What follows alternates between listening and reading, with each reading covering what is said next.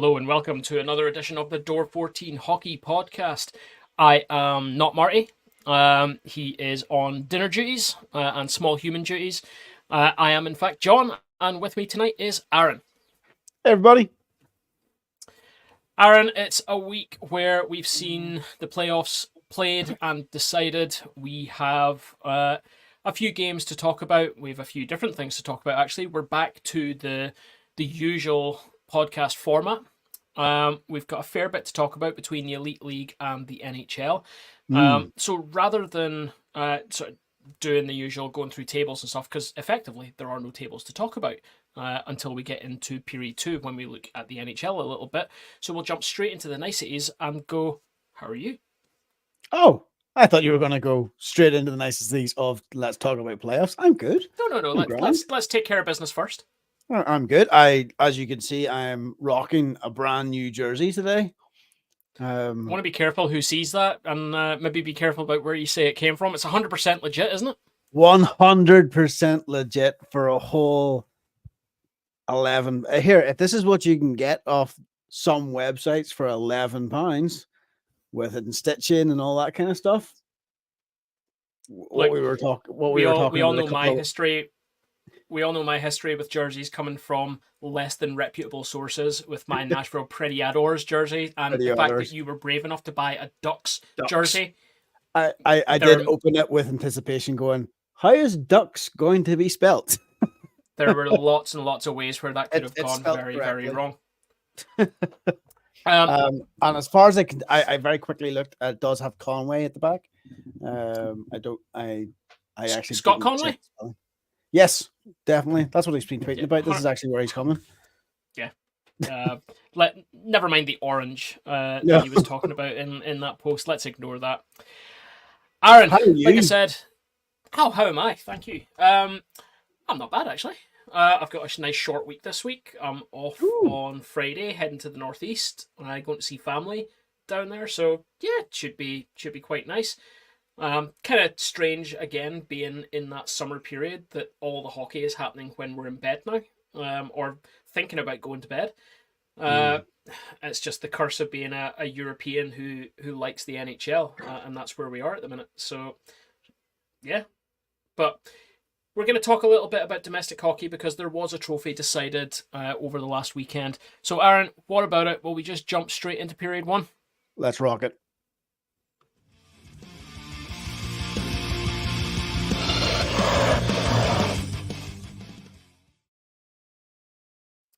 So, like we said, the playoffs happened this weekend past in Nottingham. 4 teams made it through to the grand final weekend. The Sheffield Steelers, the Guildford Flames, the Cardiff Devils, and the Belfast Giants played out 3 competitive games. Realistically, when you look across the weekend, it was 4 games. But 3 competitive games for the plaudits of Elite League playoff champions. So let's dive into those games. Let's have a look at the semi-finals to start with. The first try that again. Put your teeth back in, John. You're doing well, don't worry. The first semi-final was between the Sheffield Steelers and the Guildford Flames. It ended 6-3 to the Sheffield Steelers.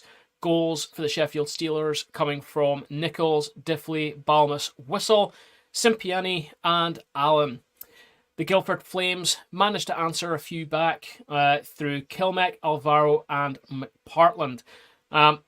This game, Aaron, I don't know if you watched this game. I did watch this game. It was a tight 2 periods of hockey, and then the third period happened, and the Sheffield Steelers just romped away with it.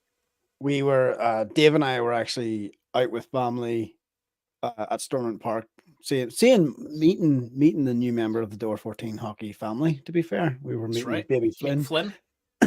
Yep, and the kids were running around the park while Dave and I was like constantly looking at flash scores, and getting the notifications. And I have to admit, I think I argued with you about what the final score was because I thought it was just 5-3. I thought it was so much tighter, and it felt like that, especially through the first period and the second period. Again, all we saw were the notifications, but it was a little bit of this tit for tat, back and forth, and then as we see it, it ends up with 6-3. Did you get to see the third period itself? Yeah, it did. So I know that some people were having issues with the online player for Premier, jumping back to sort of previous broadcast football, previous hockey games, whatever. I went with the option of watching it through Prime Video. So that's one of the options when you go through the subscription. So I went through that way and it worked faultlessly. It was fantastic.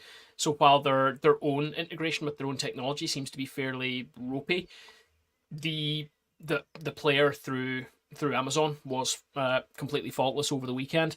So I did get to watch it, and it was interesting. I think just because of how good the Flames have been to us over, particularly this season, but especially last season as well. I found myself really pulling for the Flames in this game, and realistically, for 2 periods, although they went down with it was a bad goal to concede at the end of the first period. There was only 18 seconds left in the first period. And a lot of teams, their heads could have dropped there, but they didn't. And it took them only 9 minutes into the second period. 8 minutes, it's written right there. It took them 8 minutes into the second period to get that tying goal. And from there, it felt like it was going to be incredibly close. It felt like it was going to be a 1 or 2 goal game. There was also the injuries to a couple of Sheffield players. Valorant, for example, was down on the ice for a long period of time with what seemed to be a lower body injury to his right leg. And that looked fairly bad. He went down, and it was a weird one because the collision that he took into the boards, it looked more like it should have been a shoulder injury or whatever, but he pulled up as he was skating and just went down and then collided with the boards. But clearly a lower body. That was him out for the weekend. And we don't want to see that. We don't want to see injuries at all. And Valorant's a big, important tool in that Steelers toolkit, if you like. And he's a big part of the success that they've had. But it showed that losing one ace, they still had others in the pack through the weekend. And obviously we'll talk about the grand final later on. But the Sheffield Steelers showed their depth and showed why they've been in the position that they've been in this season.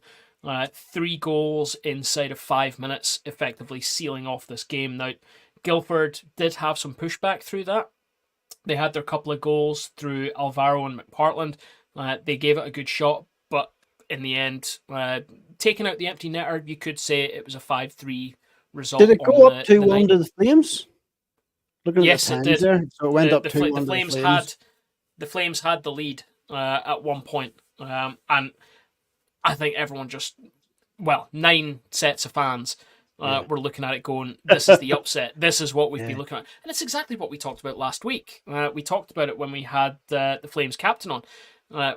He said they just had to play their game. If they showed up, they could compete with the Steelers in that game. And they really did up until the last 6 minutes of the game. It was that interview that they just talked about taking it 10 minutes at a time, right? Yep. And for the first 2 periods, period 3 and a bit, or part of period 3, that mentality was working for them. It absolutely was. And I think what maybe hit them was, I think you're right, I think they played a 50-minute game and the Steelers played a 60-minute game. That's the difference there, and that's been the difference all season. Yep. Aaron, let's leave that game to one side. Entertaining game, exactly what we want to see, and fantastic to have that broadcast live. But you want to talk about nail-biting games, let's go on to the second semi-final. The Cardiff Devils faced off against the Belfast Giants, our Belfast Giants, and it was a 2-1 overtime victory for the Belfast Giants. The Giants' goals coming from Blake Spears in regulation and the game-winning goal from Greg Prince 3 minutes into overtime. The Cardiff Devils with an incredibly late tying goal from Donaghy with just less than 4 minutes to go in the game. I honestly thought we were going to do it in regulation. And I remember sending messages through to you guys. I posted some messaging that we had. That's right. I forgot about this. You, me, and Dave all had a very similar 4-letter word that we all said. Sounds like duck. Sounds like duck. We all said it at exactly the same time when the Devils put that goal in. Yeah. We never seem to be able to do things easy for ourselves. It always has to be the tough way around.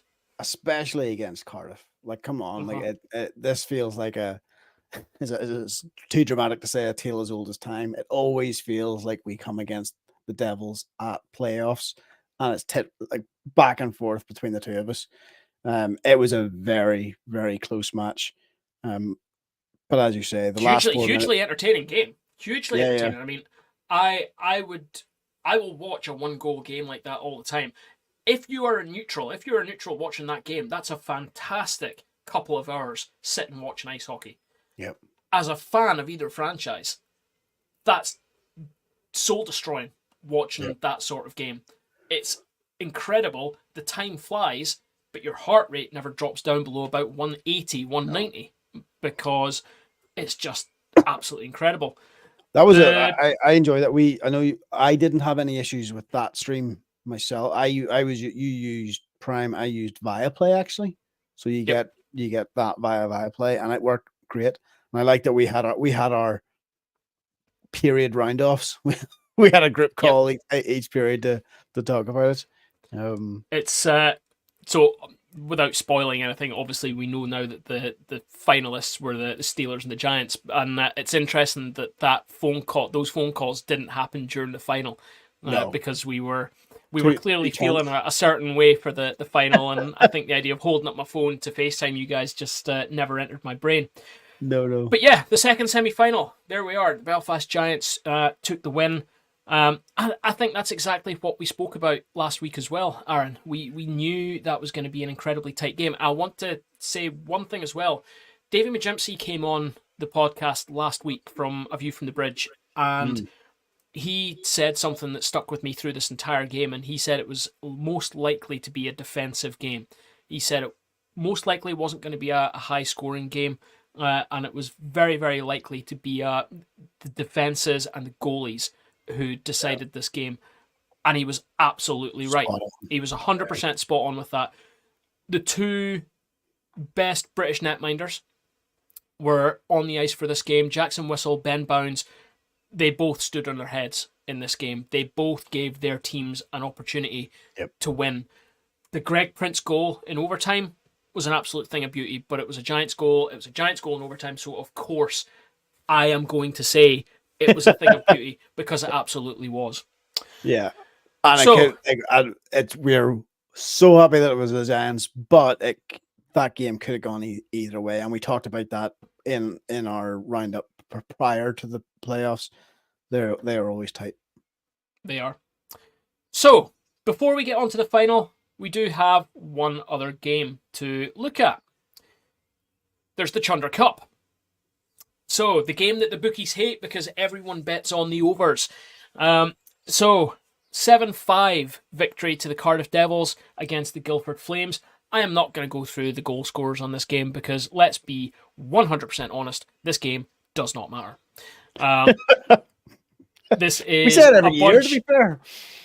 We say it every year, and yet people will still go into the arena. Now, granted, there are two sets of fans with a vested interest in this game, but I still can't understand why other fans go into the arena with the purpose of watching this game. Did we not go to this? No, we didn't watch this last year. We stayed in I went down to do the media stuff before the final, and you guys went to bunkers.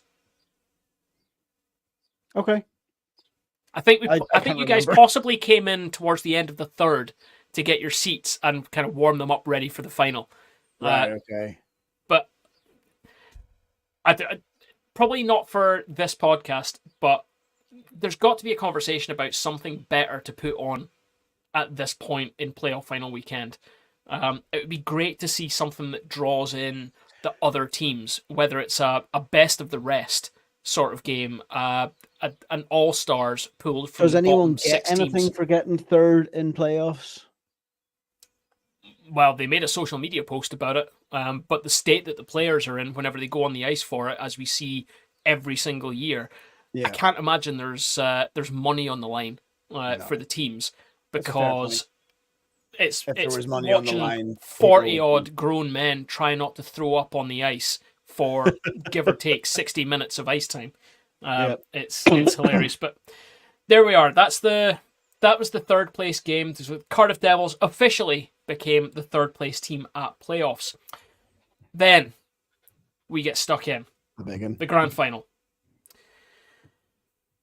As Belfast Giants fans, this was not the result that we wanted to see. There are very, very clear discussion lines to be had around this game.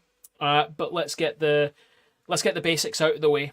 It was a 3-1 victory on the day to the Sheffield Steelers.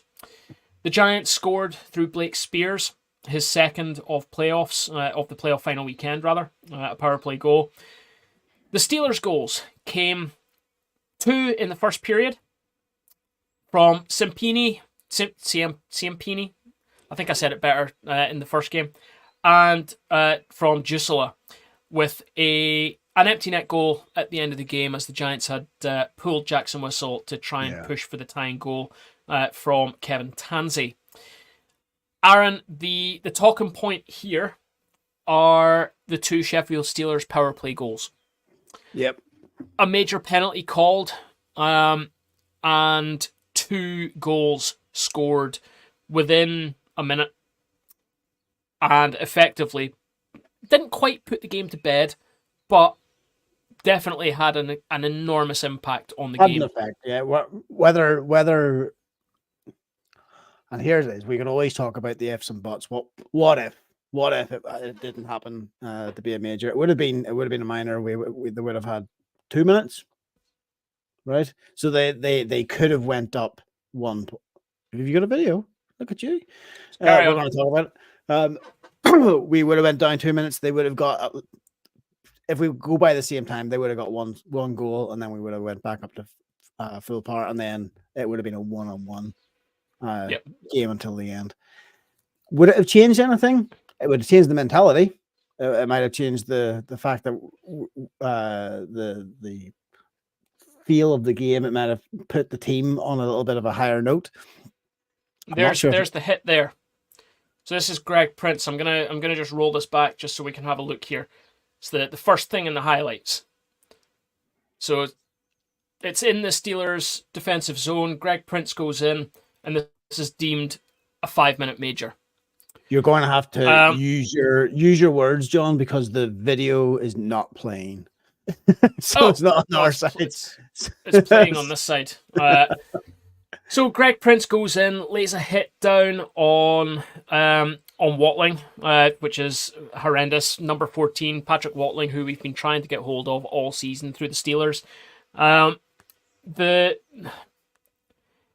It was called as boarding, I believe, with it being called as a 5-minute major. The referees obviously saw it being a check through the numbers, through the back, into the boards. Now, I tongue-in-cheek posted, because the Elite League put out a statement in advance of the playoff final weekend saying, here we go, major penalties will be reviewable, and this play was reviewed. Andy Dalton went into, along with his colleague, his referee colleague, who I can't remember who it was, went in and came out and confirmed it was a 5-minute major. Adam Keefe was apoplectic, and I think rightly so. There were some other calls, borderline calls, that weren't made in the same way later on in the game. And you could argue that if he was trying to even things out, then realistically, he probably should have given a major for a couple of them, or at least for one of them, or at least called some other things that weren't called on the night. There's been a lot of talk of Mr. Dalton refereeing Belfast Giants games. So I'm not sure how official this is or if this is true, but there has been talk of the Giants having lodged a complaint with the Elite League around Andy Dalton's refereeing, and Andy Dalton having been fairly public about his struggles with dealing with a complaint of that nature, and it being obviously centered around the Belfast Giants. I think it's fairly clear that Andy Dalton is seen as being one of the best referees in the Elite League, and therefore, as a league, they want to put their best foot forward for their showpiece final.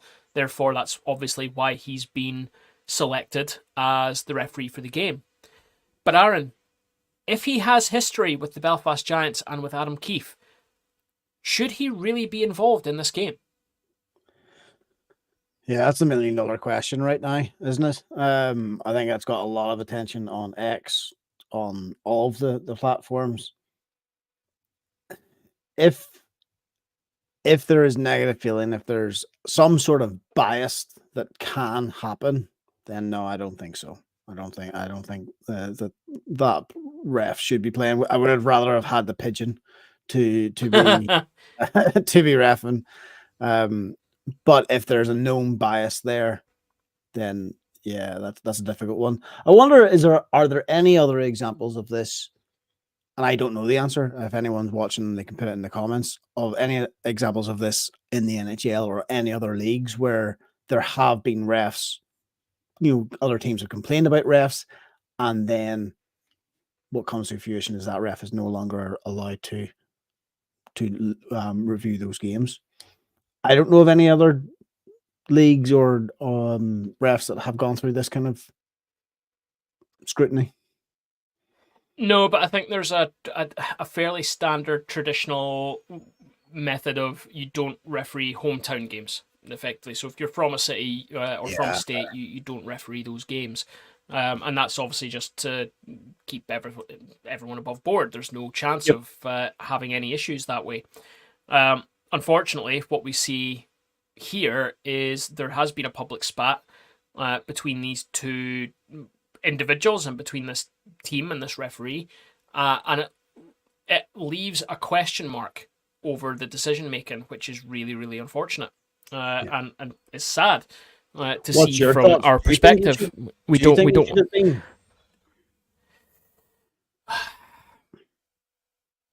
I honestly don't know.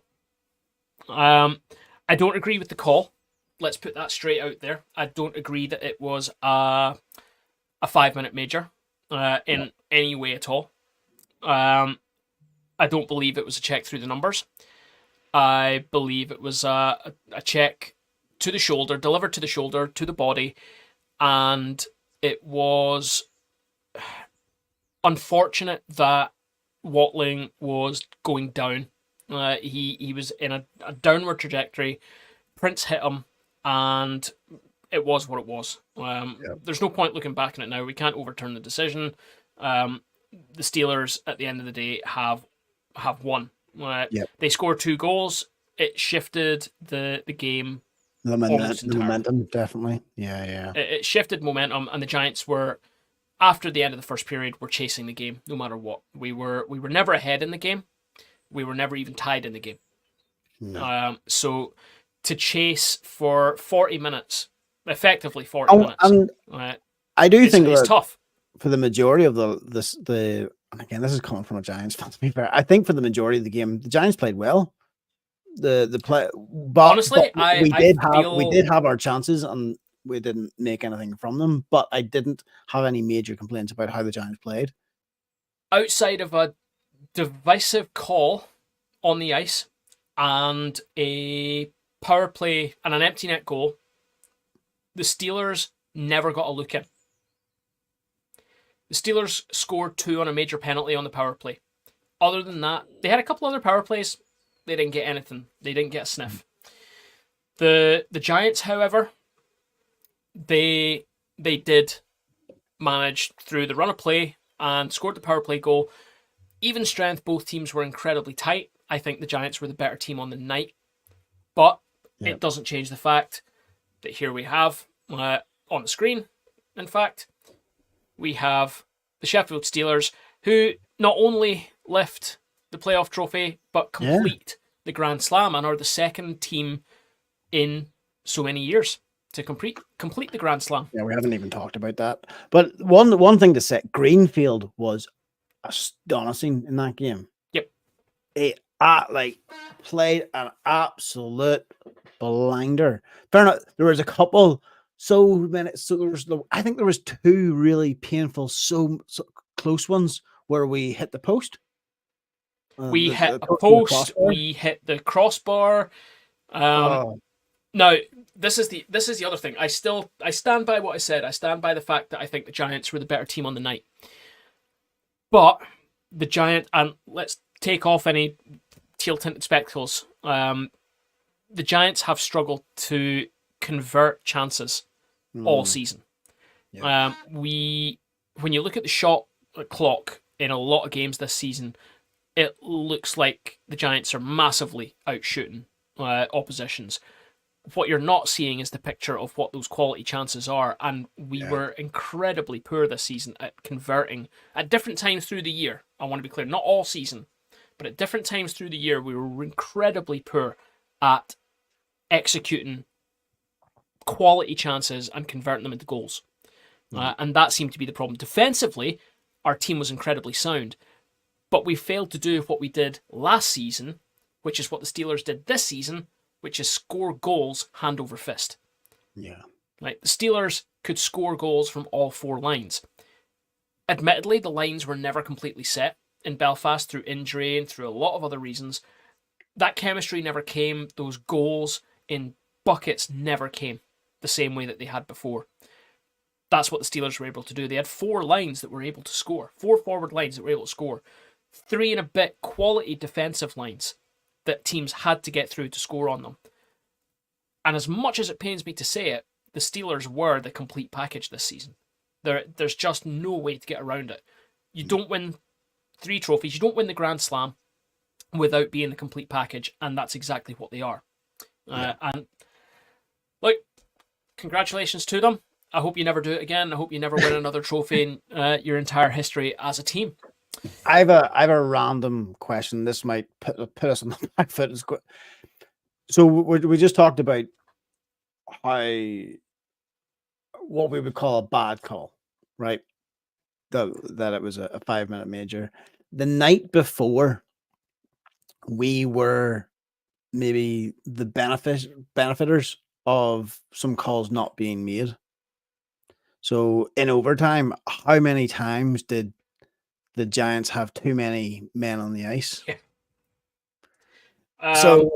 In overtime, there were 2 blatant times. 2 where the Giants had... Now, it's 3-on-3 overtime, and I think at one point I counted no less than 5 skaters on the ice. At one point, it could have been more. I think we might have had 6 on the ice at one point. I think that's the line changes in overtime. The line changes in overtime were shocking. Absolutely shocking. I don't know, and I've heard a few people on different podcasts and different outlets talking this year about the Giants bench. We know that everyone behind that bench brings value to the Giants team. We have 4 coaches who are running that bench. You've got Adam Keefe, George Awada, Rob Stewart, and Jeff Mason. Is it a case of, in those pressure situations, of too many voices? Now, the ultimate say comes down to Adam Keefe. The ultimate say on lines and whatever else realistically should be coming from Adam Keefe. So his voice should be louder than everyone else's. Is that what's happening? What's actually been happening? Or is there just too many cooks, spoil the broth type detail is what's happening? I'm not entirely sure. I don't think we see that continue because no other team is doing that. Most other teams have got 2 guys on the bench, a coach and an assistant coach. Now I don't know, is Mace, is he doing special teams? Is George there doing defense? Is he coaching the defensive lines? Is Adam doing overall and assisted ably by Rob? I don't know what the makeup is. I'm not a hockey coach as well. No. I've never played the game. I've never said that I'm an expert in it, no matter what the blurb in our podcast says. We don't have a blurb saying that we're experts. I think our blurb I think it says says we're experts. I think there's comma. I think there's inverted commas around it. Oh, right. Okay. But and occasionally Anyway, we say we'll pass our expert, like we're doing now. We pass our expert eye over things. I think what my point is that we've got to take the hits as they come and take the passes when they come as well, right? Sometimes we get the benefit of a potential bad call, and sometimes we get a really bad call, and unfortunately it loses us a bit of metal, right? It does, and that's one of the painful things this season. Like you said, is for all the success that the Giants had last season, to come away with nothing this season. The playoffs felt like a chance at redemption. Last chance saloon. Almost. Yeah. It felt like it not felt like, it was our only opportunity to go into next season not having an empty trophy cabinet, because that's what's going to happen down outside off ice, where the 3 EIHL trophies have sat for the last season. I'm assuming will either be empty or the trophy case will be taken and put in storage somewhere. Because sure, it'll be lent to the Steelers. Well, we're the first in a long time that have needed to store 3 trophies, so I can't imagine anyone else had a trophy case big enough. No. Saying that, from all the images that I've seen from Sheffield, it's easy to display 3 trophies when they're in pieces.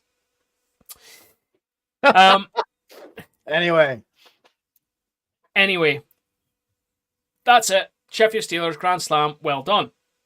There were a few other things were looked at when you look at the EIHL playoff weekend as well, and we're just going to have a quick little look at some of them. So the EIHL awards were also given out. Some perhaps controversial. One in particular is going to be controversial, and we'll have a look. I haven't seen these yet, so let's go for it. So here we go. The 23-24 netminder of the year was the Sheffield Steelers' Matt Greenfield. I'm here for that. Yeah. Defenseman of the year, Marcus Crawford. 67 points from a D-man. He's doing something right there. Yep. If we move on, forward of the year was the Sheffield Steelers' Mitchell Balmas. 83 points, 29 goals, 54 assists in 66 games. Again, you could probably pick any number of the forwards on the Sheffield Steelers and select them from there. So, I can totally agree with many selections coming from the Steelers. The under-23 player of the year goes to the Nottingham Panthers, Logan Nielsen. 8 goals, 9 assists, good for 17 points across 46 games played through the regular season and the Challenge Cup.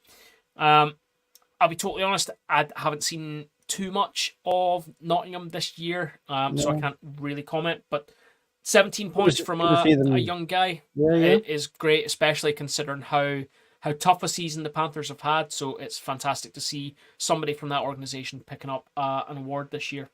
100%. The British Player of the Year, again, I don't think this one can really be argued, is the Sheffield Steelers captain, Robert Dowd. Robert Dowd, 61 games played across the season, 28 goals, 26 assists, good for 54 points. And the captain of the, what's the word I'm looking for? Grand Slam. The Grand Slam champions in the Sheffield Steelers. So, well done. Yeah, again, not going to argue with that one. Now, this is where it gets a bit tasty. I was about to say, excuse me, what's this next one? Coach of the Year was this year awarded to the Manchester Storm's head coach, Matt Ginn. Listen, Matt follows the podcast. I don't know if he listens to us or not. Fair play to you, Matt. You did a fantastic job with Manchester. We said it countless times towards the back end of the season on the podcast this year. That being said, a 4th place finish and getting through to the quarterfinal stage of the Challenge Cup and the quarterfinal stage of the playoffs. Adam Keefe did the same thing. What's there must be more to it than is it just based on stats? There has to be more to it than this. Is it? I'm assuming Did there's he more get to it it. The fact because that the Storm have taken a big leap forward, I I was accept that. yeah. However, there are two other names which many people have put out there that potentially are more deserving of this award than Matt. The first one being obviously the Sheffield Steelers' Aaron Fox. Yeah. And the second one being the Nottingham Panthers head coach, or former head coach now at this point, Jonathan Paredes. If I was voting in this, actually, as we did, because we are accredited league media, to me, Jonathan Paredes should have walked that very easily. There has been shouts about Aaron Fox should have got it. I get that he coached a Grand Slam. I was coach of the year last year when he did the same thing. I think the difference is a monkey could have coached the players of that skill, ability, and price That's a bit tag. mean. That's a bit mean. I think that very close. There is a mad delay here. Sorry. Sorry. Carry on. This time last year, like what a difference a year makes for Aaron Fox. Like, remember we I think we've talked about it a couple of times in this podcast. He stormed off before the end of the last Steelers game, last playoffs. Am I right in saying that? Didn't I even think so. shake hands. Yeah. Like, I think we were talking about it that we didn't think that he would be returning as a coach for the Steelers this year, based on last year's results, and the fact that he stayed and completely turned it around. That's nothing to be sniffed at. I think it's maybe a bit much to say a monkey could have coached that team. Yes, they were a high caliber team, but it still takes a fair amount of coaching there. Yeah, it does. Like we said, that's the one that's kind of thrown a few people for a loop and trying to figure out where that one's come from. But we continue on. What else? Others. This is done by votes, right? As you're saying, Yep. So it's okay. So it's not just based on the stats. It's these are the people that have voted for them. Interesting. Yep. Huh. So I believe that the EIHL awards, there's some that are voted for by media, the media awards, and there's also others that are voted on. I think these ones are actually voted on by the head coaches and the owners of the league, the 10 teams in the league. The last two are on the screen here. Then the Jonathan Phillips Leadership Award, named for Robert Dowd's former captain in Sheffield, Jonathan Phillips. So he took that one. Incredibly fitting from the past captain of the Steelers award, effectively being awarded to the current Sheffield Steelers captain. And the one that nobody is going to argue with, the EIHL MVP, is Matt Greenfield for 2023-24. We then, today, or either today or yesterday, we got our first and second All-Star teams. So, the first All-Star team this season clearly looks very orange, for a very good reason. Orange and red, yeah. So, All-Star netminder, Matthew Greenfield. Not surprising when he was the netminder of the year and the MVP of the season. Marcus Crawford and Kevin Tansey take the defensive slots in the first All-Star team. Mitchell Balmas starts the forward lines, again, as forward of the year as well, not surprising. And he's joined by Cardiff Devils' Cole Sanford and the man of the final. The penalty called on him was the decider, if you like, the big one. Number 14 as well, Mr. Patrick Watling. I very much hope that he signs in Sheffield again, because I'm going to try for another entire season to see if he'll come on the podcast. To get an interview. I look forward to being given the cold shoulder by the Sheffield Steelers for another season. The second All-Star team... Did you ever get a reply at all?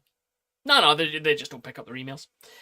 The second All-Star team then, this one's quite interesting. We'll go through them. Evan Weiniger of the Manchester Storm with the second All-Star netminder. Colton Saucerman on defense from the Sheffield Steelers. I think that's pretty fair. Just given his beard as well, I would have him on an All-Star team. Just give him it because of that. Fair. The rest of the second All-Star team then are not entirely. 3 of them are made up of the Dundee Stars. The second defenseman is the Dundee Stars captain, Dryden Dow, who's just signed a 2-year deal with the team, I think, yesterday. 2 forwards then, Ryan Valentini and Spencer Nass, both from Dundee again. And they're joined from Glasgow by Gary Hayden. Interesting second All-Star team, Aaron? Coming from a Glasgow team that came dead last. And Dundee Stars, okay, but so we're not seeing anyone. We didn't see anyone from the Blaze, the Flames, or the Giants. Now, of course, you could argue the Devils. I'm okay with the Devils. Do you know what? For the first team, because they came second in the league, but then the Giants came second in the playoffs. A bit of balancing act there. I'll throw something out there when you're talking about forwards. Rather than having someone from Glasgow, or as many from Dundee, Troy Lajeunesse from Fife absolutely should have been on there. He was by far and away the best guy on the ice for Fife this season, and it was a reason for a lot of their success this year.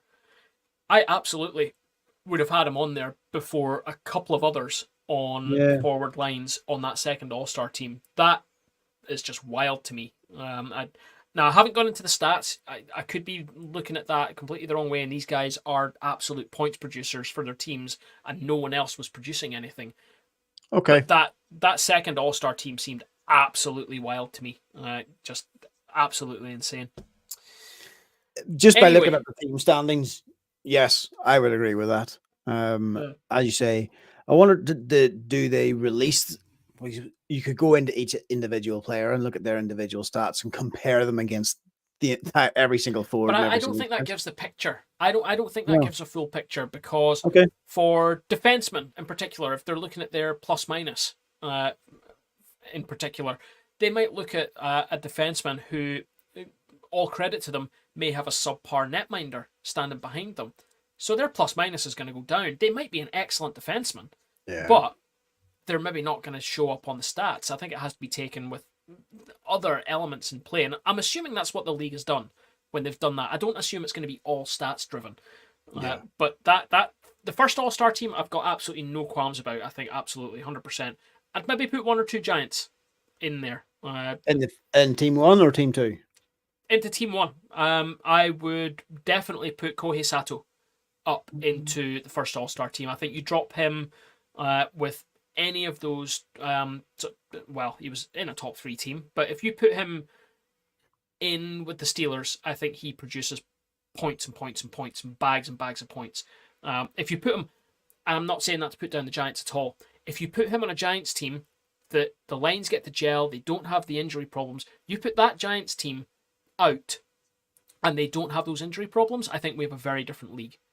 And I'm only saying that because I think that the likes of Kohei Sato, I think the likes of Kieran Long on defense, I think deserve a little bit of the plaudits. And I get that they're pulling guys from across 10 teams. There's a big pool of people. But it was wild to me seeing the half of the second All-Star team coming out of Dundee. Yeah. So anyway, Aaron, there's only one more story I want to talk about in period 1. And it's just an honourable mention very, very quickly. and this was the news in Kirkcaldy that following their knockout game against the Sheffield Steelers in the playoff quarterfinals, it was announced on the ice after the game that Tom Cullen had signed for another season. So he will be back for the 2024-25 season. Now, he's given a brilliant interview to the Fife Free Press, to Alan Crowe, the editor of the Fife Free Press, who's a big hockey guy and goes along and covers a lot of the Flyers for them. He's given the impression that he's got a long list of about 100 players from not just local, but from international and everything that he's currently looking at. If I'm a Flyers fan, I'm incredibly excited about what's going to happen over the next few months. So Conway's not going to Orange. Conway's going to Fife. Can you imagine? Well, no, he absolutely isn't going to go to Fife, because as much as he had a thing against the referees, he had a much bigger thing against the Scottish referees. So the idea that Scott Conway's going to go play his regular season games in Scotland, it's just not happening. Unless all of a sudden let's say the NHL locks out and all the NHL referees need to keep their game time up, then all of ours can jog on and we'll just take NHL referees. An interesting fact that I learned on Sunday, actually, about that announcement. So this is a little bit of an exclusive on this one. To announce Tom Cullen's re-signing was made literally 5 minutes before they did it on ice. A friend and fellow runner, Ali, who does a little bit of the media stuff for the Flyers, I met him at a race up in Highland, Perthshire on Sunday that we're running together, and he was letting me know that they literally just said, come on, we've got a crowd here. Let's give them all good news. We've gone out of the playoffs. This is the end of our season. We know he's signed on again. Let's just let everyone know. And they did it, and the response they got was fantastic. And more than that, I was really pleased for Ali, the fact that he was the one on the ice with the microphone, and he got to be part of that announcement. So, fantastic. Let's go. Aaron, 47 minutes into the podcast, and we have covered the playoff weekend. Domestic season is over for us. However, we now move in to postseason across the water. Will we move into period 2? Let's do period 2.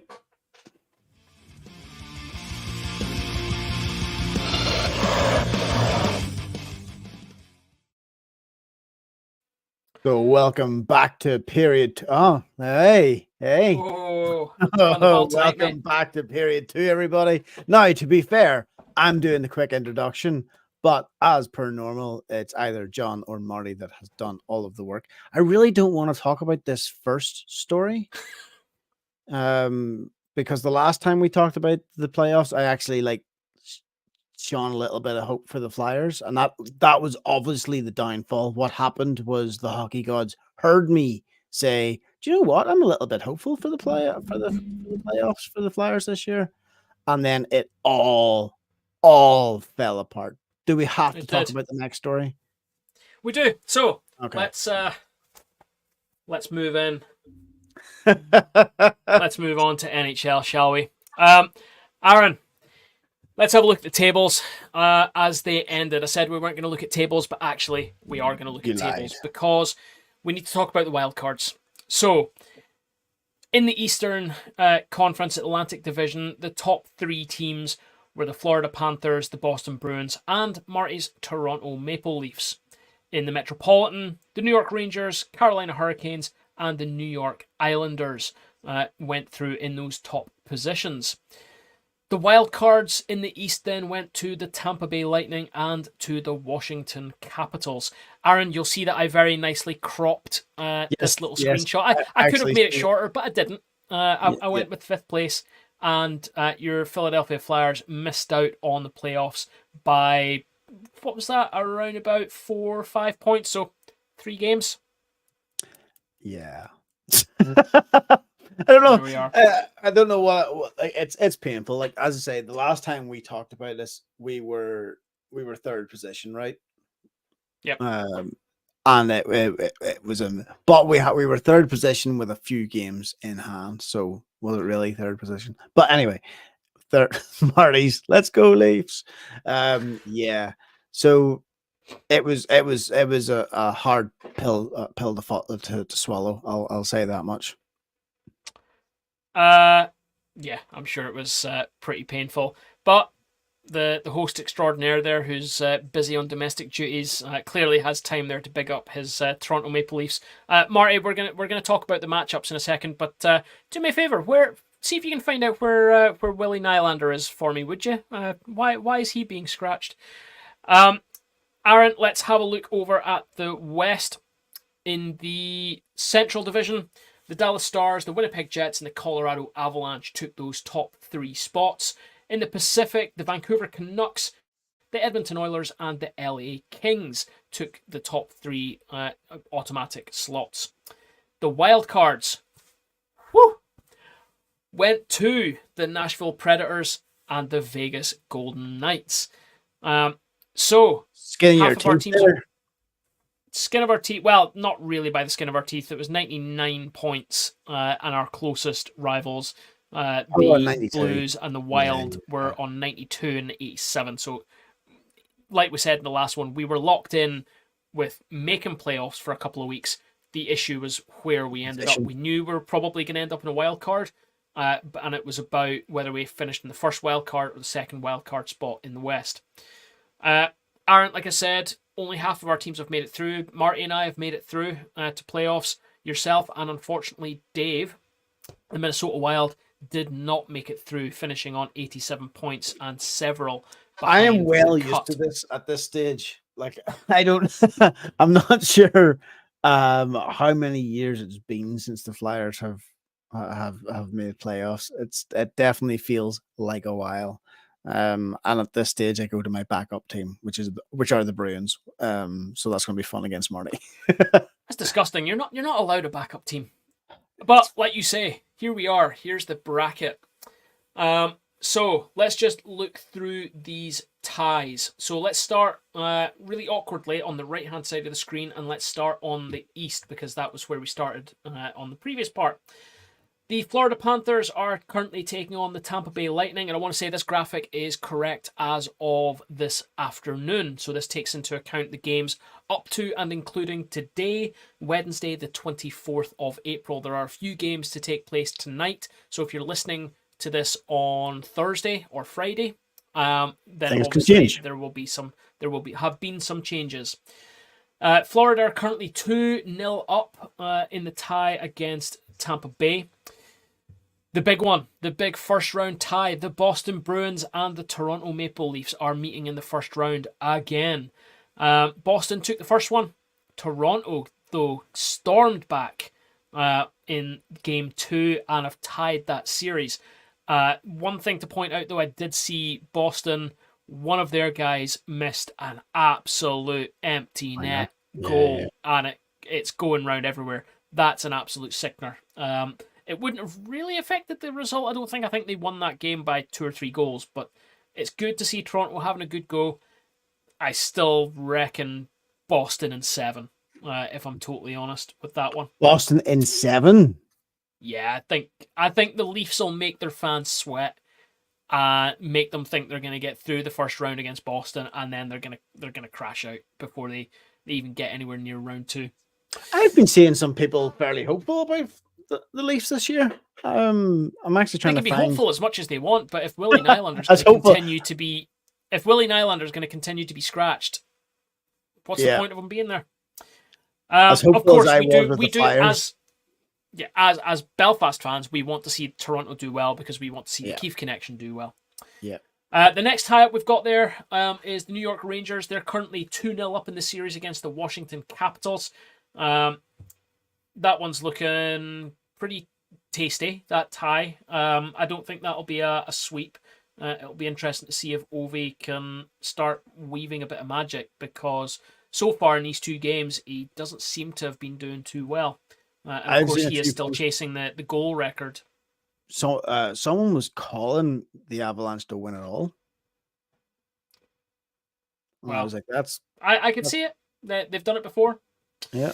The final tie in the East is the Carolina Hurricanes and the New York Islanders. And the Hurricanes are currently 2-0 up in that series. I'll be totally honest, I'd love to see that switch round, not just because Dave's lovely wife Gemma is a Carolina Hurricanes fan, and I want to see the Eaton household crash out of playoffs completely and utterly. What I'd love to see is a local derby in playoffs. I'd love to see Rangers Islanders, because those games are always tasty. When those happen in playoffs, when you get the Battle of New York in playoffs, that's always fantastic. Over in the West then, on the left-hand side of our screen now, we've got the Dallas Stars. I almost forgot what the Dallas Stars were called there for a second. And the Vegas Golden Knights. The Golden Knights are 1-0 up in that.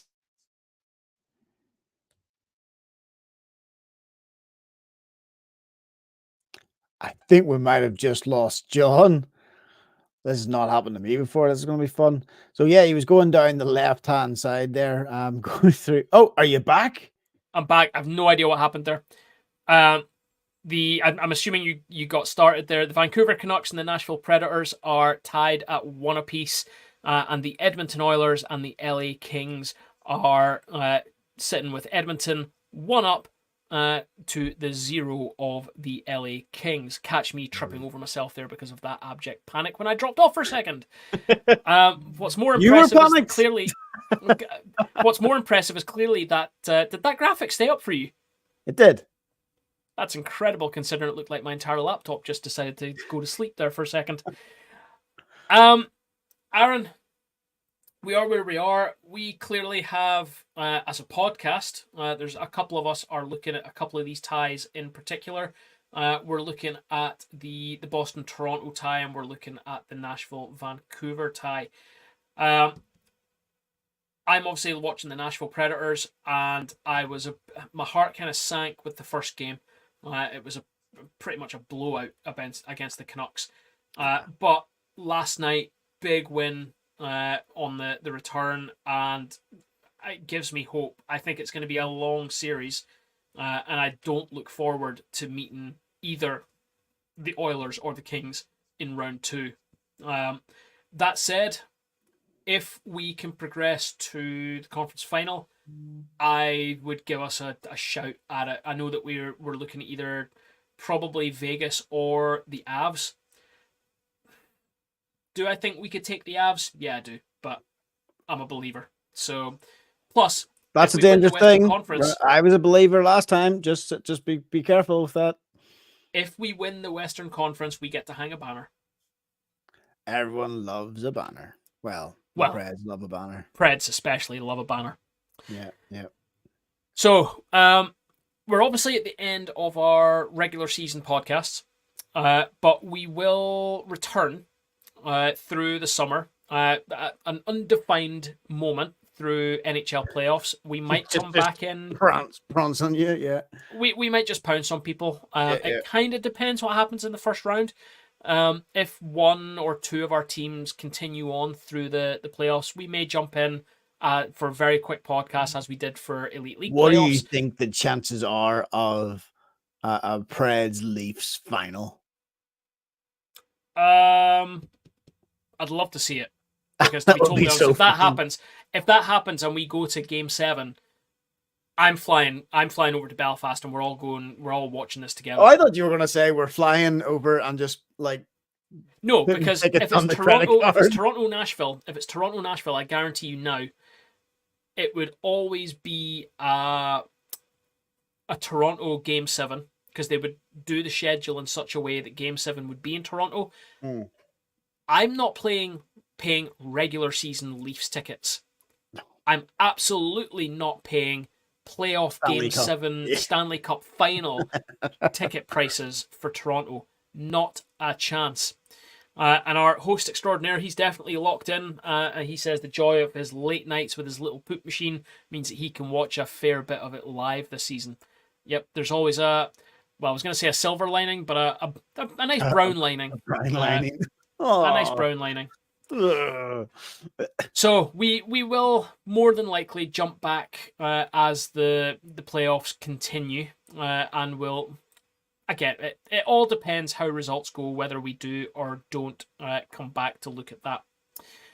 Aaron, there was some other big news in the NHL, though, and something that we spoke very loosely about before we went into Elite League playoff mode, if you like, and kind of ignored North America for a couple of weeks. The Arizona Coyotes, they are done. They are gone. They are, for now at least, no more.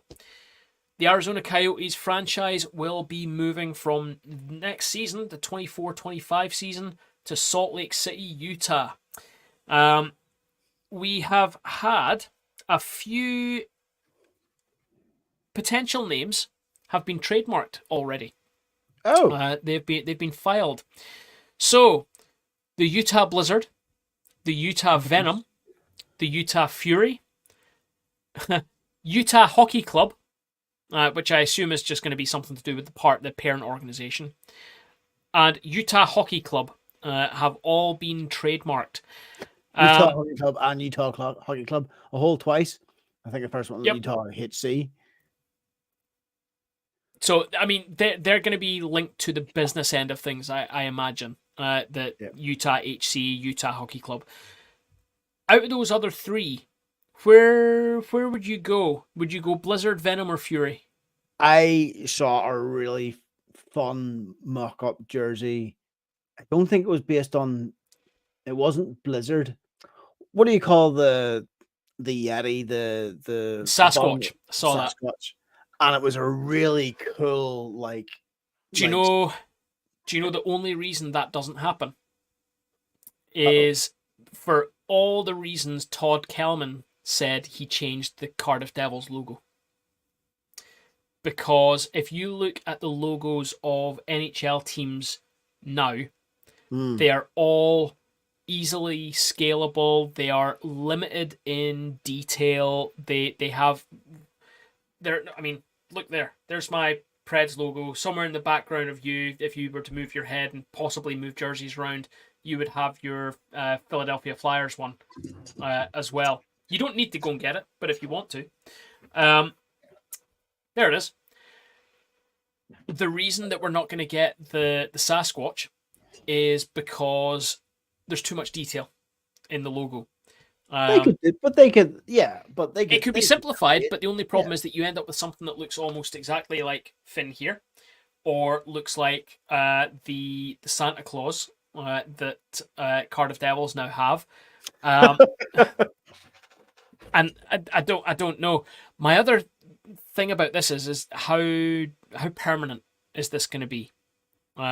So my understanding is that this is being set up as a permanent move. This is a franchise move.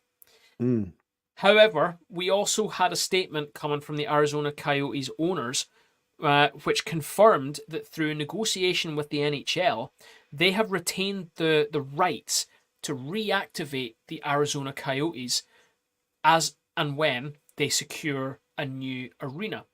The owner of Arizona is still committed. This is Alex Morello. Is still committed to getting the new sports arena and entertainment district that has been in the works for years in Arizona sorted. And they still are saying, and the NHL have said, and this is because Arizona is Gary Bettman's pet project. He wants to see desert hockey be successful, no matter what it seems to be, even if it costs franchises and costs money and whatever. It costs reputation as well. You had an NHL franchise playing out of an arena just slightly bigger than the SSE, or slightly smaller actually than the SSE, and not selling out. Their final regular season game in the Mullet Arena, a college hockey rink, were going for tens of thousands of dollars because people wanted to say that they were there. Now, don't get me wrong, the last night was very emotive. There were big chants going round. The fans that have stuck with that team are incredible. I would prefer to see an incredibly successful AHL team be set up there. I So are you just saying don't that know if NHL is the way to go. If they jump across to Utah and become Utah Blizzard, yep, in 4 years' time, 5 years' time, if they ever get the new stadium sorted, that they go back to Arizona? Or no, is it so another team? so that was the next part of what I was going to say is I do think Utah and Salt Lake City, I do think that's permanent. What I think will happen is it will be an expansion.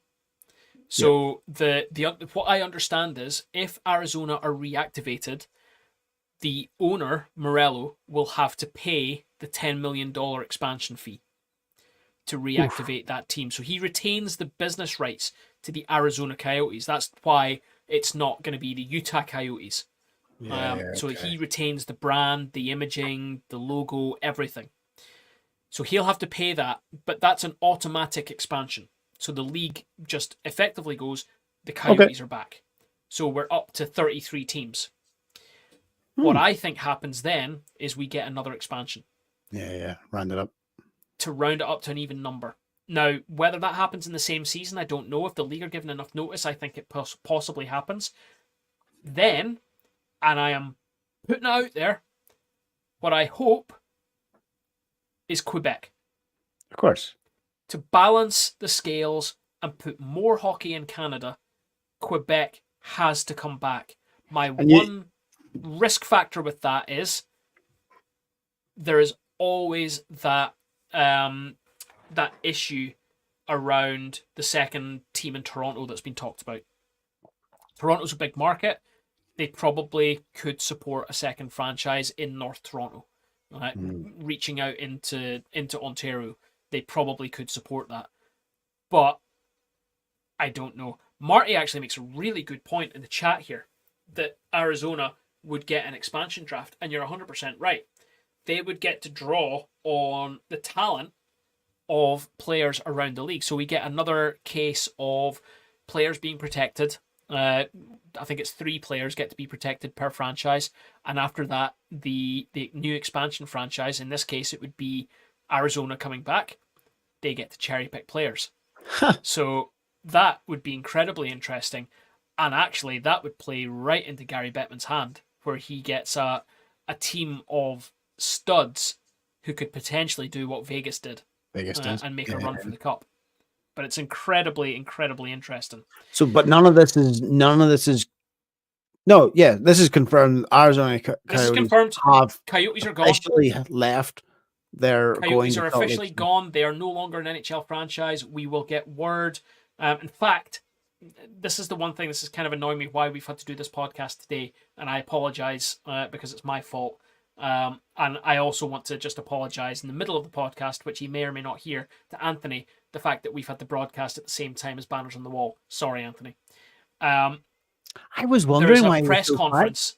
I was like, sorry? There's no comments today from Anthony. What's going on? Because he's going. There's a press conference in Salt Lake City today.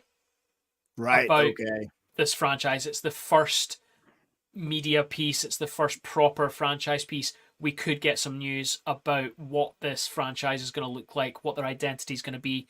So that could be really interesting. They're going to be ready for next season. They're going to be ready for September. So effectively, everything, all the assets, the player assets, everything lifts out of Arizona, goes to Salt Lake, and is there. So all the players, as far as I know, coaching staff, everything else, it's a franchise relocation. They are moving to Salt Lake. So there's a team ready to go. There's no expansion draft. There's none of that.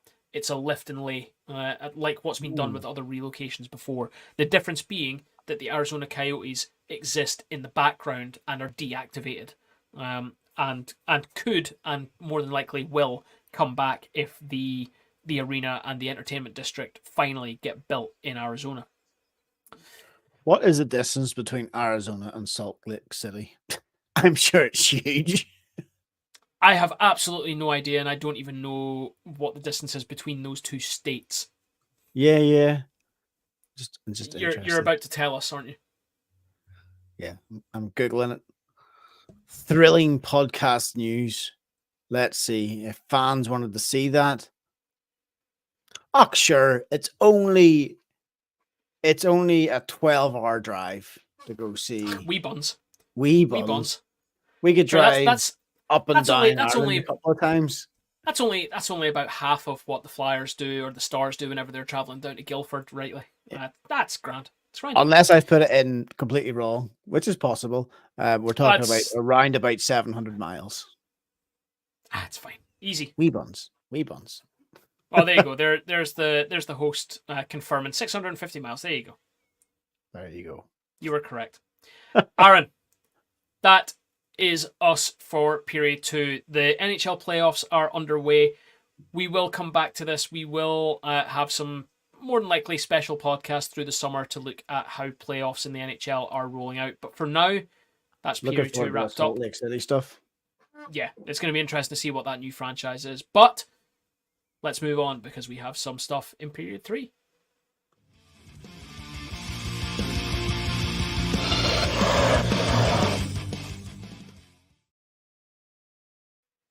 Period 3 is our general Knocky news. Knocky news is for anything and everything else in the world of hockey that doesn't fit neatly into period 1 or period 2, or where we just generally throw stuff because we've got too much stuff in period 1 and period 2. And that's incredibly true of the news that we have for Knocky news this time around. Aaron, we love a jersey on Knocky news. And that's why I brought this jersey with me today. Well, there you go. You started the podcast with some lovely jersey news, and we're very close to rounding off this podcast with some jersey news as well. The Elite League playoff finals or playoff jersey auction is now live. It's live for the next 5 days or so. 5 or 6 days. I think it closes Monday or Tuesday. I think it's Monday next week it closes. All 10 teams, home and away jerseys are up for grabs. Aaron, we know the hilarity that ensued with one player in particular's jersey last season. Tyler Beskorowany's home teal jersey. Clearly somebody found a bug and exploited it, because I think at one point it was going for over £1 million. It was being bid on, I believe, by somebody called Dr. Evil. But wasn't there a second auction that the bug returned? So I think what ended up happening was they had to stop the auction and relaunch it, and then I think it happened again. But then they were able to, I think, somehow figure out what was going on, and were able to go to the most recent or the highest legitimate bid, rather than looking at the issues that they were actually having. So that being said, what are you saying? I want to point out a couple. I want to point out a couple of jerseys through this, and clearly there are a couple of jerseys which are going to fetch a fair amount of money this season. Let's be totally honest; they're in orange. If you had to have a guess, and I don't know if you've looked at this, Aaron, but if you had to guess, with 5 days and 22 hours left, would you like to have a guess at how much number 1 for the Sheffield Steelers, Matt Greenfield's home playoff jersey that he won the playoff trophy in is currently sitting on? Let's do, what is it? Brucey's Price is Right? Higher or lower? We'll go higher and lower. Let's go for it. Okay, so we're starting. First I have to guess the price of this one. So they all start at £100. They all start at 100. We've had a couple of. Okay, let's go for Greenfields. Did you say Greenfields? £1,000. Higher. £1,500. Lower. No, I'm £1,250. A little bit lower. It's 1,100 currently, with just under a week to go. So it's going for serious money. Robert Dowd's home jersey is currently sitting on a little bit lower, sitting on £820. Belfast Giants, nothing completely insane this year, which is really sad. Sad times to see that people have not gone absolutely buck daft on these jerseys. What I will say is, there's a certain number, and that certain number, those jerseys are they're not insane at the minute, and I might dabble a little bit.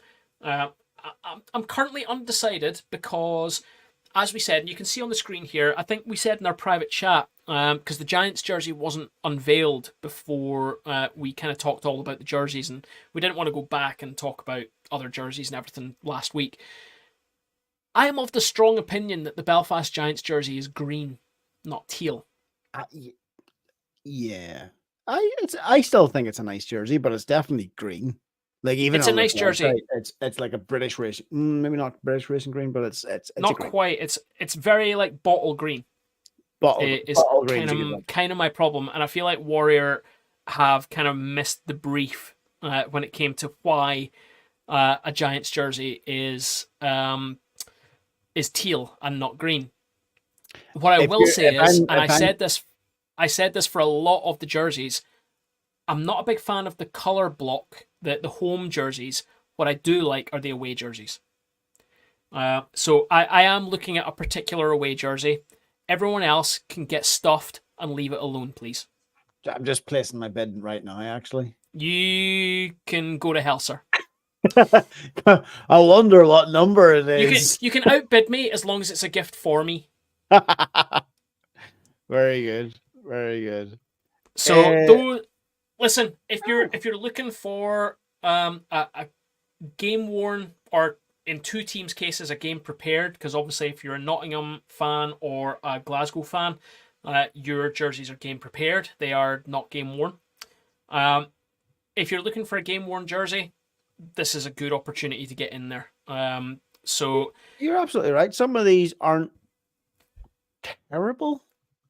Some of them are less than I have seen some people pay for shirt off the backs before. Yeah. For some of the god awful designs that I've seen over the last few seasons. So that's happening. Monday is the cutoff. So if you are wanting to bid on those, make sure that you get your bid in before it all closes off. Failing that, make sure that you do your eBay special and get on there literally seconds before everything ends and undercut somebody at the last minute. Aaron, we wouldn't do that to you, John. I'm pretty sure, have we not accidentally done that to each other before in the past? You and Dave have, I believe. Yes. You and Dave have been bidding for the same jersey without telling each other that you've been. Yep. Do you know what? Communication is key. Communication is key for everything. Aaron, I have two last little sound bites, really, or little stories that I want to just bring up that have both come out of the playoff final weekend. Little? Well, we're going to get there. Hang on. So we have no confirmation of these other than the fact that these have been put out on social media by the 4,000 and Counting playoff podcast. Nikki over on 4,000 and Counting held a couple of live podcasts in Saltbox over the weekend, just right next door to the arena. He had some interesting guests who came along to chat to him on stage in Saltbox, and some of them included the likes of Tony Smith and Todd Kelman. He also, I believe, had David Sims from the Sheffield Steelers, who continues to ignore my emails and messages on social media. David, if you're out there, we want to talk to the Steelers. We want to talk to all the teams. Dundee, Mark Lefebvre, we want to talk to you guys. We want to give you time on the podcast. Please come on.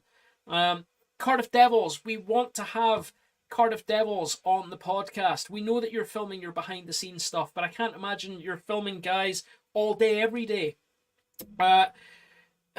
Look, I'm sure they're listening, and I'm sure they'll get back to you, John. Glasgow Clan, you don't let your players do fan podcast. I can guarantee you, we're not fans. I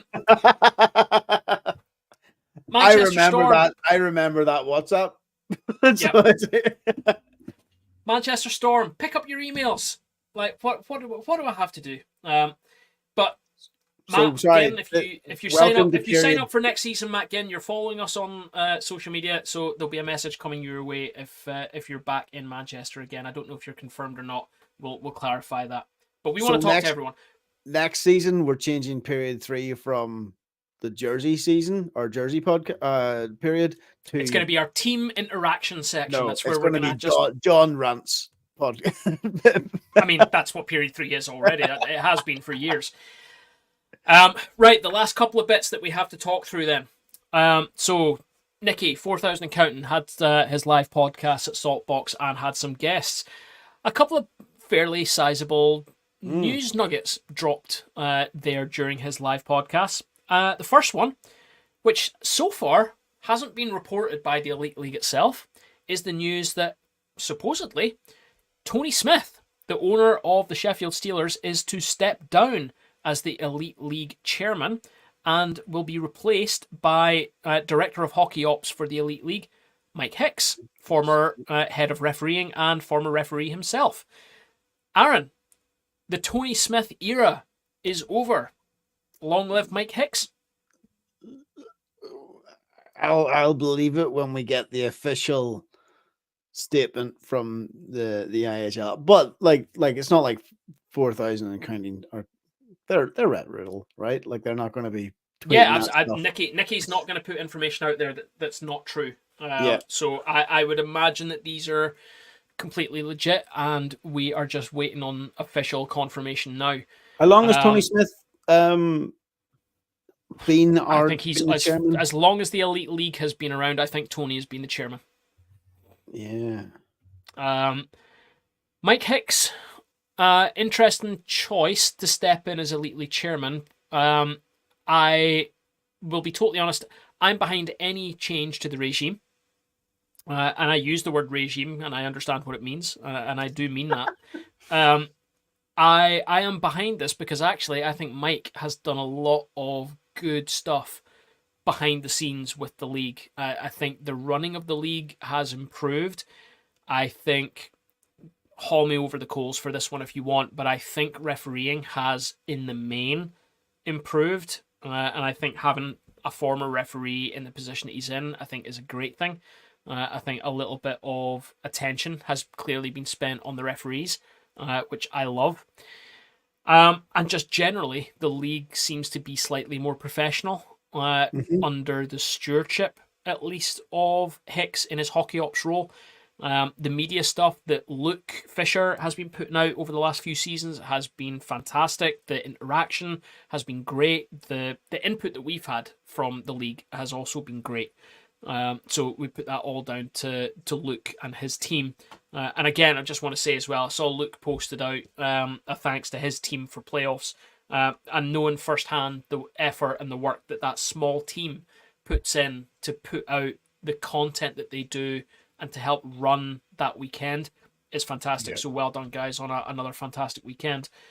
And also now we have former friend of this podcast, who gave us our start when it comes to getting behind the scenes in Belfast, Mark Brooks, now in his business role with the Elite League, really pushing the sponsorship side of things, pushing the corporate involvement side of things, is absolutely fantastic. And if you haven't seen it, I think it's either last week or the week before's A View from the Bridge, where he's on and he chats to Paddy and Davey and Sis, I think, is fantastic. He speaks really well. We owe an awful lot of what we do now to the opportunities that we were given by Mark nearly 10 years ago in Belfast, with being allowed up into the media box, with being given access to players post-game and down to the locker room, getting the opportunity during the CHL in particular was absolutely incredible. Doing our very first press conference. Was it? It's about 7 years ago now. Okay. 7 or 8 for the CHL anyway. Ouch. But getting the opportunity to do that first coaches press conference was absolutely incredible. I remember you with your wee mic and two yep. and cables and everything. Absolutely insane. And here we are now with wireless lavalier mics and gimbals and cameras and all the rest of it for all the stuff. And online hosting platforms and all the rest of it. Here we are. So the league has taken leaps and bounds. That was a long way around to say that I think if Mike Hicks is indeed going to be the new league chairman, I think that can be a good thing. It's going to be a positive. Yeah. What I'd still like to see is an independent chairman. I think this is a step in the right direction, but I think it's the right step towards the final big step that needs to be made. Interesting. I was about to say it's quite good that it's not an unknown. You know, that it's not an unknown. He understands the league, and that's fine. But Mike is still, unless somebody else is going to be stepping into the hockey ops role. Yeah.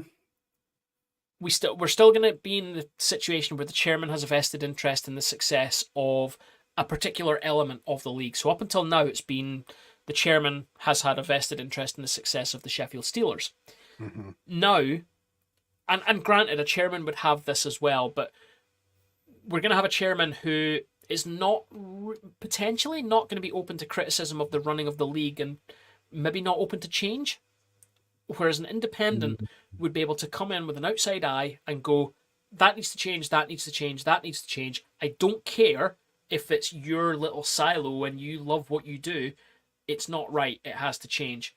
But like I say, the right step in the right direction. Let's take baby steps and see where we go in a few years' time. But I think this is the right thing to do.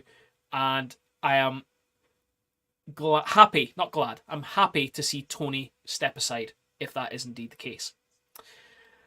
Bigger news than changes to chairmans, Aaron. You're not going to tell me the Challenge Cup is changing, are you? Todd Kelman seemingly has confirmed the 2024-2025 Challenge Cup will take on a new format. What that is, I have no idea because nothing has been announced. But he seems to have confirmed that we will not have the same format moving forward. Yes, both of these, you'd love to see them, but you kind of wonder, like, did they all get together and go, here, what shit will we spend today? Like, let's just throw some random pieces of news out there. What has everyone been wanting? Oh, a new Challenge Cup. They've been talking about that for years now. Oh, Tony Smith's going to start. Let's throw that out there as well. Yeah, it'd be great. But yeah, no, I do agree that I think that if it happens, great. Do you think they're going to listen back to what you should do, John? Is go back to all of the podcasts that we've talked about, the different types of formats that the Challenge Cup should take, crop them together, and send them off to Todd. See, to be totally honest, I actually don't think we've ever said what it should be. I think all we've done for the last nearly 9 years is complain about the current format. I don't think so. Do you know who does? Do you know who does have a lot of good ideas about what the Challenge Cup should be? Is our most loyalist fan, Mark. He has some fantastic ideas. Why didn't his photo make it to the podcast? I felt mean if I was going to do that. Who sent you that? I genuinely felt mean if I was going to post that. So yeah, Mark. In fact, Mark knows that I said that because I sent it to him and said it's always awkward when a middle-aged man can't use his phone properly. It's hilarious. Can't find the torch. It's a great photo. It was absolutely fantastic. I'm trying to find it now. Actually, I might be able to. If you give me a vamp for a second, Aaron. So, Mark, when you get the chance and you see this coming up on Twitter or X or whatever it's called, tweet your idea as a reply for everyone and their grannies. There he is. There he is. Everyone there with their torches. And there he is trying to find his torch. There he is. Apparently, he told me he was trying to do his Facebook check-in, but unfortunately didn't quite get there in time. Sad times. Sad times, Mark. Who got that photo? That was posted. That was posted by the Giants. What? So the Giants actually posted that as a. thanks to the fans for the season. That's hilarious. But yeah, as soon as I saw that, I was straight on it. I messaged Mark about that one, so he knows that I had a good chuckle at that one. We did. Aaron, that's it. Us. Elite League playoffs are done. The Sheffield Steelers are Grand Slam champions. The NHL playoffs are on the go, and the rumour mill has already started across domestic hockey here in the UK. Like we said through the podcast, we will very likely be back with you over the next couple of months as the NHL playoffs continue. We've got no plans right now about what that's going to look like. Once a month, right? Usually once a month, but we will definitely confirm what our plans are as we move on. We will definitely, at the very least, cover the conference finals and the NHL playoff final itself as well when we get to that stage. So you'll probably hear from us at least twice over the summer. And if any massive news crops up, we now know that some people at least are happy to see us more regularly than once a fortnight. We have a good chance of seeing new jerseys. We do have a good chance of seeing new jerseys. For and there is also the chance, make sure, I'm going to tell you how to do it in a second, but make sure you follow us on all of our socials, especially over on YouTube, because hopefully there is going to be some YouTube exclusive content over the summer. We're hoping to chat to a few people over the summer, maybe get their impressions of the season just past, and fingers crossed, we've got one or two very, very big interviews that are hopefully on the way very, very soon. Marty, our host, has just said thanks to everyone for watching this season. And yeah, thanks for watching. Thanks for listening. I want to pay particular thanks myself to everyone who has joined me on 14 with 14 this season. There's been a number of people who have freely given of their time, either through an afternoon or through an evening to do that. Last week, we had a good number of guests on who came on live with us for the very first time. That's a massive learning curve for us here as well, doing stuff like that. We want to say a massive thank you to everyone who's interacted with us, everyone who has liked and followed, everyone who's commented on something. Massive thank you from me as well to the 100 and something people who in the last week and a half have followed us on TikTok and are basically watching either the nonsense videos that I put together using memes that I've stolen from other people and turn it into hockey content, or just me talking at the camera. It's not the most entertaining stuff in the world, but apparently over 100 of you quite like watching it. So make sure you comment on what TikTok dance you want John to perfect next. And we'll make sure that we'll get that. Tell you what, over the summer, if there's a big TikTok dance over the summer, if 100 people, if somebody posts it on our X or on our YouTube, on our TikTok, and it gets 100 likes, I will try my best to learn it and do the TikTok dance before we start next season. I will set up 100 fake accounts just to make that happen. I've already said it this podcast. You can go to hell, sir. With that, then, we are Door 14 Hockey. You can catch us on X, on Facebook, on YouTube, on Instagram, and on TikTok at Door 14 Hockey on all of those. You can catch all of our previous podcasts on door14hockey.com, and you can also catch us on your podcast provider of choice. Wherever you are, we hope you enjoy your summer. I have been John. I've been Aaron. Have a great summer. Bye, everybody.